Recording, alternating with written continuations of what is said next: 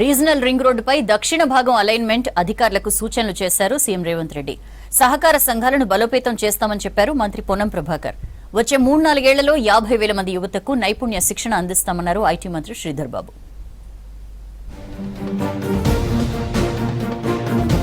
హైదరాబాద్ జూబ్లీహిల్స్ నివాసంలో regional ring రోడ్డుపై సమీక్ష నిర్వహించారు సీఎం రేవంత్ రెడ్డి. మంత్రి కోమటిరెడ్డి వెంకటరెడ్డి, ప్రభుత్వ సలహాదారు వేం నరేందర్ రెడ్డి, ప్రభుత్వ ప్రధాన కార్యదర్శి శాంతికుమారితో పాటు ఉన్నతాధికారులు సమీక్షకు హాజరయ్యారు.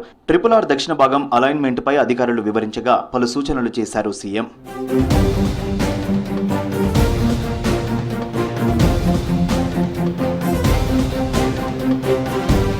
తెలంగాణ పర్యటనకు వచ్చిన ఉత్తరప్రదేశ్ వ్యవసాయ శాఖ మంత్రి సూర్యప్రతాప్ షాహిని ఐటీసీ కోహినూరు హోటల్లో మర్యాదపూర్వకంగా కలిశారు వ్యవసాయ శాఖ మంత్రి తుమ్మల నాగేశ్వరరావు.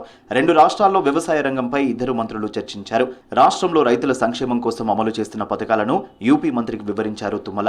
రైతు రుణమాఫీకి 31,000 కోట్లు కేటాయించిన ఏకైక రాష్ట్రం తెలంగాణ అని తెలిపారు. ప్రైవేటు, ప్రభుత్వ రంగంలో విత్తనోత్పత్తి సంస్థలను భారీగా ప్రోత్సహించి రైతుల నికర ఆదాయాన్ని పెంచుతున్నామని తెలిపారు. ఆయిల్ పామ్ ఉత్పత్తిలో తెలంగాణను మొదటి స్థానంలో నిలబెడతామన్నారు తుమ్మల. తెలంగాణలో రైతుల సంక్షేమం కోసం తీసుకుంటున్న చర్యలను అభినందించారు యూపీ మంత్రి సూర్యప్రతాప్ షాహి.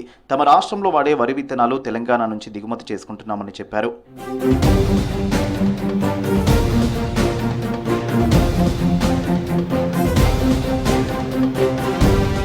ఎన్ఎస్ఐసి సహకారంతో వచ్చే 3-4 ఏళ్లలో 50,000 మంది యువతకు నైపుణ్య శిక్షణ అందిస్తామన్నారు ఐటీ మంత్రి శ్రీధర్ బాబు.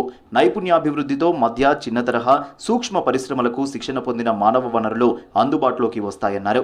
హైదరాబాద్ సెక్రటేరియట్లో ఎన్ఎస్ఐసి, తెలంగాణ పరిశ్రమలు, వాణిజ్య శాఖతో నైపుణ్య శిక్షణకు సంబంధించి ఎంఓయూ కుదిరింది.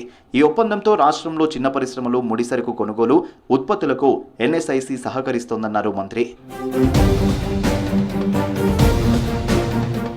సహకార సంఘాల ద్వారా రైతుల పిల్లలకు విదేశీ విద్యా ఎడ్యుకేషన్ లోన్స్ అందిస్తామన్నారు మంత్రి పొన్నం ప్రభాకర్. సహకార బ్యాంకుల నుంచి ఇంటి లోన్ తీసుకునేందుకు ఏర్పాట్లు చేస్తామని చెప్పారు. రాజన్న సిరిసిల్ల జిల్లా వేములవాడలోని శ్రీ రాజరాజేశ్వర స్వామిని ప్రభుత్వ విప్ ఆది శ్రీనివాస్తో కలిసి దర్శించుకున్నారు పొన్నం. తిరుమలలోని నిత్యాన్నదానం లాగా వేములవాడలోనూ అన్నదానానికి ఏర్పాట్లు చేస్తున్నామని చెప్పారు.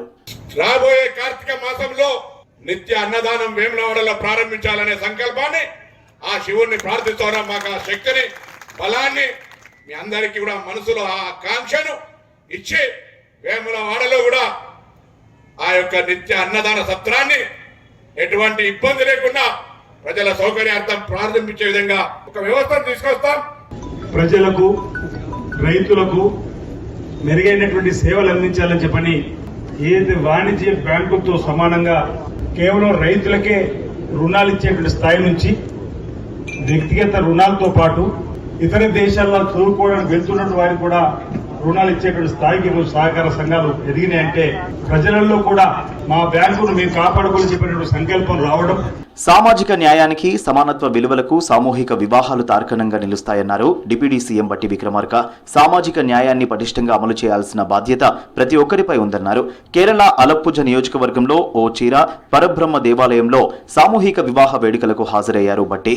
కేరళ ఆలయాలు సామాజిక మార్పుకు సంకేతాలుగా నిలుస్తాయని, సమానత్వానికి, ఆర్థిక చైతన్యానికి అద్భుత ప్రతీకలుగా బాసిల్లుతాయని చెప్పారు. విషజ్వరాలు ప్రబలకుండా అప్రమత్తంగా ఉండాలని వైద్య సిబ్బందిని ఆదేశించారు చెన్నూరు ఎమ్మెల్యే వివేక్ వెంకటస్వామి. అన్ని రకాల మందులను ప్రజలకు అందుబాటులో ఉంచాలని సూచించారు. మంచిర్యాల జిల్లా కోటపల్లి మండలం కొల్లూరు గ్రామంలో హెల్త్ క్యాంపును సందర్శించారు ఎమ్మెల్యే వివేక్. గ్రామంలో రోడ్లు వేస్తామని, జాతీయ రహదారిపై బస్ షెల్టర్ ఏర్పాటు చేస్తామని గ్రామస్తులకు హామీ ఇచ్చారు.